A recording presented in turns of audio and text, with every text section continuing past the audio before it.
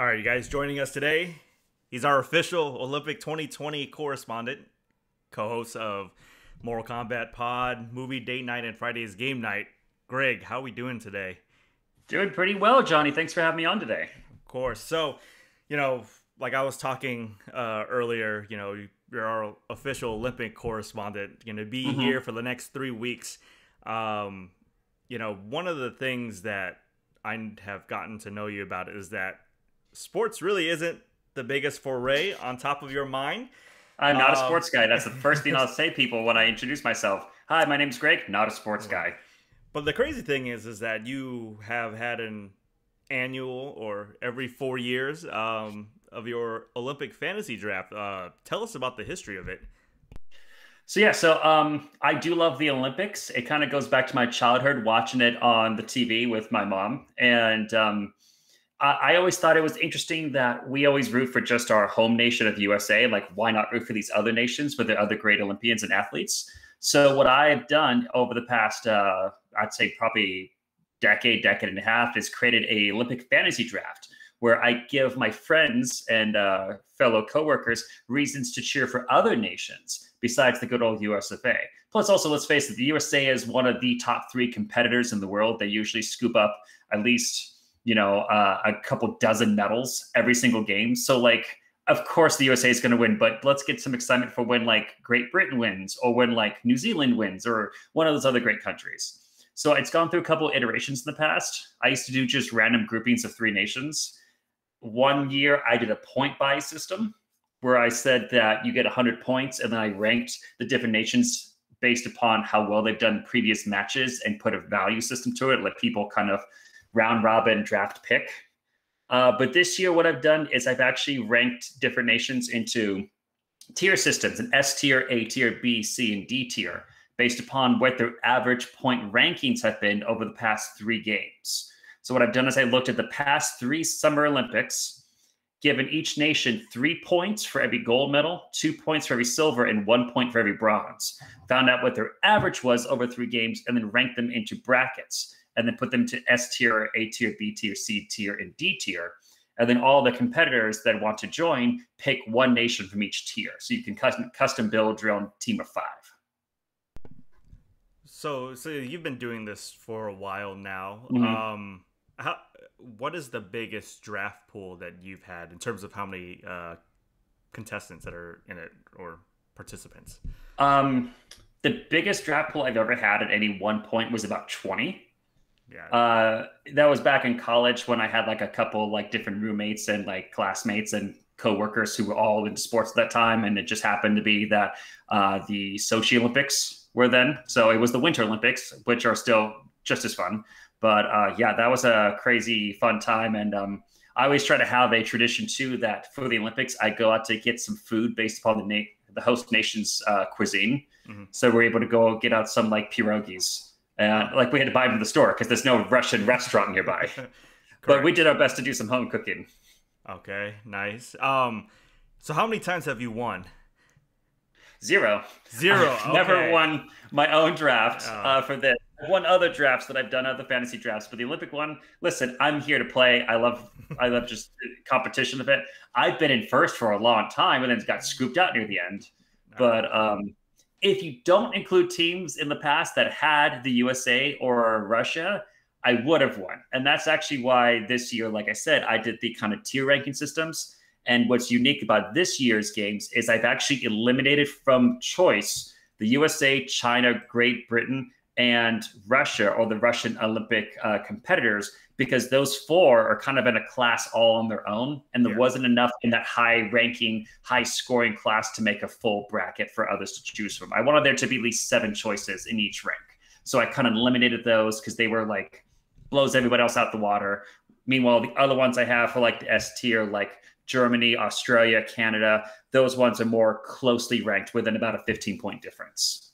All right. So I guess my next question is, you're excited about the Olympics. Me and Oh yeah. John, we're lukewarm. I think it's because, we appreciates the sports that we watch, whereas the Olympics you can kind of see a lot more athletes in different fields.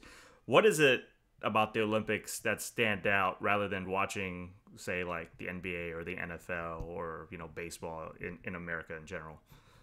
I think for me, the difference is just the variety of sports that you have at your fingertips at any given moment. You can switch between channels of pole vaulting in one side to swimming to track and field to water polo, wherever you want to go. There's a whole bunch of different options all at your fingertips at once. And I know technically if you do things like an ESPN package, you can get options like that. But it's also, America is kind of an island unto itself, in my opinion, for how sports are presented, where we really just focus on American football, baseball, basketball. Those are the main ones they really talk about. But it's almost like an exoticism with some of the other sports. Like we don't really show track and field too much on our sport networks. We don't really show parallel bars or ring competitions or floor gymnastics at all. So it's kind of like a rare treat to see these fantastic things that people can do every couple of years. So I think that's what really draws me to it. Plus, like I've said before, it's like the World's Fair, but sports. So you can actually see how other nations do for this. Because I don't know about you, but I can only think of two nations really off the top of my head that play baseball, America and Japan. Maybe there's some Central American ones, but like there's not really a world league of baseball. And unfortunately, the only world league I can really think of is soccer, and we don't really get into that game too much. Yeah, not so much in America, even though I see a lot of fans loving it. So, so it just hasn't taken roots in our culture as strongly as others would like. Correct. Yeah, and I think that probably won't change as long as the NFL and NBA are still here. It is still going to be that kind of third tier, or I wouldn't say third tier, but like the tier below those two. I agree. And also like the sports that are in the Olympics, they're much quicker. Yep. Like you can get like a 10-second springboard where someone runs up, hits the pommel horse, does flips in the air, lands, and that's their entry into the competition based on how they land and what tricks they did. Versus like a 2.5-hour basketball game, which would determine did the Spurs beat the Knicks or whatever, Right. So the 2020 Olympics, which is taking place in 2021. Okay. Thank you for calling it the 2020 Olympics though, because that's what they are. Yeah. Scale of 1 to 10. How excited are you for this Olympics this time here? Normally, I'm a solid 10 for the Olympics. Like every year, like you cannot get me to shut up about the Olympics. But because of the delay from last year, because of COVID and the whole mess, like I'm off the charts because I went a year without the Olympics. I was promised every 2 years I get Olympics, and I had to go 3. So I'm honestly concerned for my job because I might be distracted at work and keep looking at like the feed to see like how Simone Biles doing, because even though I do root for other countries, I do root for the USA still as well. But I mean, I want to know like, did my Canada make any more medals today? How's New Zealand doing today? Because I believe I have them on my draft as well. So like, if I had the time off, I would just take 2 weeks off vacation right now and just say like, I'm going to sit on the couch and just watch my feed and watch the TV all day. But yeah, so you asking me for a number, I'm going to give you out of 110, I'm 2020 on terms of how excited I am for this. So this year's Olympics introduced 4 new sports or new competitions that are out there. Which out of the 4 are you most excited about that they just added? Well, I can tell you right now, I've actually been watching a lot of the skateboarding competition. Yeah. As much as I have never skateboarded in my life, I tried to stand on one and didn't do very well because I'm not a sports guy.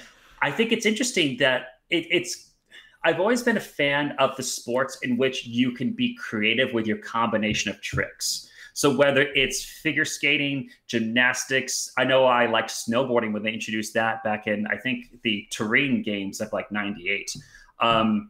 So like, it's just like that, it's where they give you a field, you can do whatever tricks you want, and then they'll judge that. And what I also like about the skateboarding competitions is they let them do like 2, I think it's like 60, maybe 45-second runs. And then they can let them do 5 runs of, you get to go 1 trick. Go down to the ramp, do your 1 trick, land it, and then we'll judge you based upon that. And then we'll take your 2 or 3 best scores and combine that with the scores you got from your 2 runs. And then there's your total. I think that's a fun way to do that. So you can get kind of like, how well do they build a choreography for their tricks? And then and then let's see you bust out just the best trick that you can.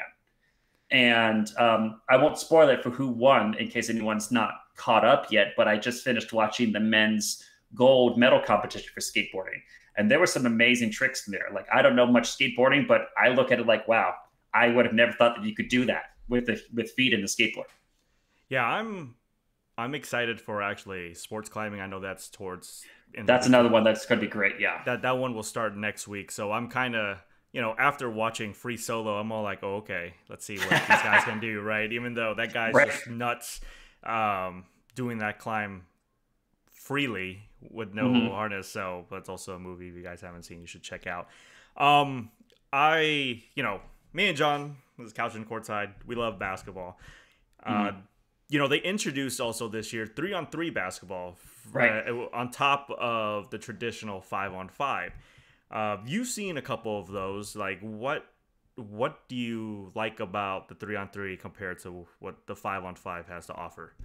So the 3-on-3s I've been watching, I like it because, first of all, I don't know if 5-on-5 is also half court, but the 3-on-3s I've seen are half court competitions, which makes it a much faster paced game because you're not spending so much time dribbling up and down, back and forth. It's pretty much as soon as the ball lands, whether you made your shot or not, any team member that's there can grab it and check it back to the outer gray zone to get back up to the hoop. So it makes the competition a lot faster. As far as I could tell, I don't think they're carrying about 2 or 3 points. I think it's all just a single point basket across the board, which I also I can see the validity of. I mean, there is something to be said for awarding more points for a more difficult shot from a greater distance. But at the same time, if it's a much faster paced 3-on-3, I don't see why you wouldn't just, as long as you get it in, that's 1 point, And I don't know how far spread basketball is itself in other nations. So maybe they chose to just do 1.1 basket because other nations may not understand why do they get more points if they're not paying attention to where the footwork is and where they're standing in the middle of that half court. But you and I were having a talk just before we started, and I was getting excited saying, I think I could actually get into 3-on-3 basketball as a regular thing. If March Madness was 5-on-5 and it was like April Insanity for 3-on-3, I could do April Insanity or whatever you would call it. Yeah, for it to be an Olympic sport, I'm okay because if the U.S. wins, it's fine. But at the same time, for me, I looked at the rules, and it is much more faster paced. The shot clock is cut down to half rather than being. Oh, it's like I think it's 12, like 12 seconds or 12 something. 12 seconds they got to hit. These are 10-minute increments, first to 21. Whoever doesn't score, if you don't score 21, then whoever has the lead kind of wins. So it's 3 and a sub. So I treat it like as if it's a pickup basketball game. I don't know. I mean, this is a good try. I just don't know if it will translate towards what the 5v5 ones have been doing so far. The 3-on-3, I think it's an even bigger stretch of if you are the most talented and you can isolate, then you could probably win pretty quickly. Plus, also you eliminate 2 positions with 3-on-3. Correct. Because what do you have? You have is there really even a point guard in 3-on-3? Because it's so fast paced. I don't think they have time to get in any kind of position for that. Correct. So a lot of it is more based off of isolation and skill rather than so much on team and concept plays, which if you guys have been watching 5v5 basketball, you will see there's a big difference in how Team USA has been playing compared to other teams around the world, and it's bugging me like crazy. Because I know we have the most talent in the US, but at the same time, team cohesion or team play isn't the same as it is with the rest of the world. Right. But I will say this. I think that 3-on-3 could solve what I'll call the quote unquote girlfriend problem with basketball. With for guys or the people who are into regular 5-on-5 basketball who love this team sports dynamics. Some other people like me or other quote unquote girlfriends, to use a 90s, early 2000s term, for people who aren't into the sport as much. 3-on-3 is much faster paced, and that can maybe catch your attention more. Plus, also, it's not as long as a game. So I think it would be worth trying to integrate 3-on-3 as an option into more regular seasons outside of the Olympics, just to try to see, that could be kind of the in for people who aren't normally into basketball, and then say, okay, do you like that? But would you like a bit more strategy to it rather than just kind of faster paced game? Okay, now you can try 5-on-5. Because some people, they just have trouble getting their mind into giving it a try in the first place. So I think if you give them a faster, shorter dose, that could kind of get more lifetime fans. Oh, I hear you. Not that basketball's struggling for fans, though, but just saying. So outside of, like I said, I'm big into basketball. Like I said, we talk about sports climbing, skateboarding. Mhm. What other sports should people be paying attention to, or ones that you have yourself glued on to watch?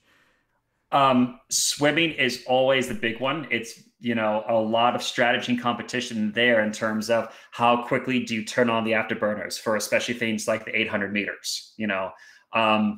Water polo is always super fun as well. Those kind of fast and fierce competitions. If you like soccer, but you think it's too long, water polo is as if the field flooded and they're like, okay, we're going to cut it down to 5 minutes. Let's go. I think also a lot of people get a lot of excitement in fencing because that's another fast and furious sport. But I think, and I haven't seen any competitions for this yet, but I got a good feeling about some of the more martial arts competitions this year. They have a lot of mix there. Usually in previous ones, they've had just like karate or just judo, but they have a lot of different disciplines this year. And I think that based upon the variety that we're going to have, there's going to be a little something for everybody there. So I wish that I could say that I was more excited for some of the more longer outdoor sports like running or like marathon biking, but just I got a feeling that it's going to be more about the fast and furious ones for this year's competition. All right, so outside of those sports, let's circle back to the actual Olympic draft here. So, okay. We're like 2 days. We're like 2 days in, right? Yeah, it's like 2 days. If you don't count the opening day ceremony, which I don't, because really that day is just mostly like qualifying matches outside of the flags being brought in. So like you might have, I think on the first day, which is technically the intro day, they awarded one medal for like women's 10-meter air rifle, and that's it. So like, yeah, we're essentially 2 days in right now. All right, so we're 2 days in. Who in the leaderboard is currently in the lead in our Olympic fantasy draft right now? Sure. So out of my current board, which has 10 people, I believe on it, I've got a coworker of mine named Eric who's got 23 points. Keeping in mind, you get 3 points for gold, 2 points for silver, 1 point for bronze. One of my best buds, Phil, he's got 21. I rounded the bronze position at 20 points. Like I said, I've never won before, so me being here early doesn't mean anything because I probably dropped down.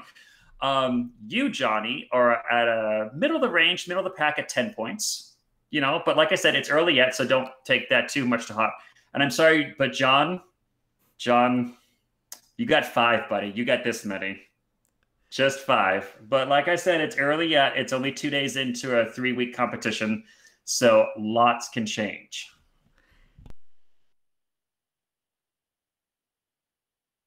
You're mic'd. You're muted, John. Yeah, I just realized that Japan, well, it is in their home country. They have a lead with medals as of right now.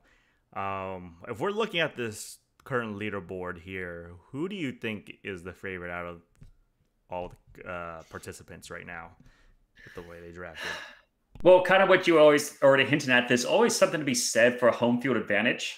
And traditionally, it does give a significant boost to that team. So they've kind of had a chance to train on those actual fields.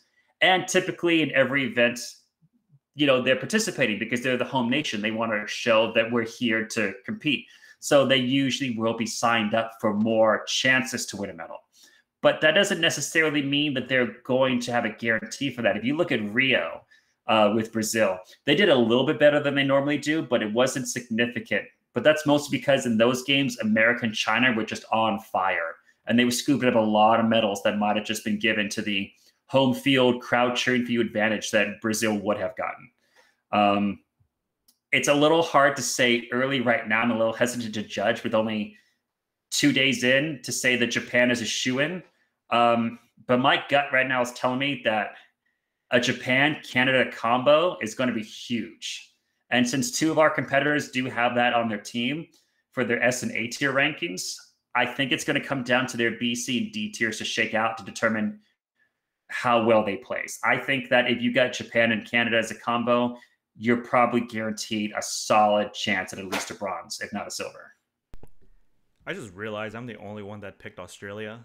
Oh, I was going to talk about that in a minute. Yeah. And I'll tell you, most of the people or most of the teams that I pick specifically are part of the company I work for, the Cotton On Group. They have a location in each of those groups, even though I probably should have picked Thailand over Argentina. But I was thinking about soccer during that time. But yeah, hey, I picked my draft pick based upon what cuisines I think would sound the most good right now. I picked Cuba because I like a good Cuban sandwich. So, there's no real rhyme or reason. You can do research if you want, or you can just go based upon your gut. And I went literally based upon my gut because it's fun that way. That's how March Madness works sometimes. But This is what the Olympics here. Yeah, I'm excited for this. I think this is a good idea just to root for other countries. Like you said before, the US is normally near and dear to how we root for. I would normally root for Vietnam if they qualified for something as well. I don't think they did this year. They might have. I would have to double check. I don't remember seeing Vietnam on the list, and if they were, then they usually do okay in a few competitions. They don't sign up for everything though. So that's why I don't think they quite made the cut for my D tier list at the very least. Makes sense there. Yeah. But yeah, I'm excited to kind of have you here on for the next couple weeks.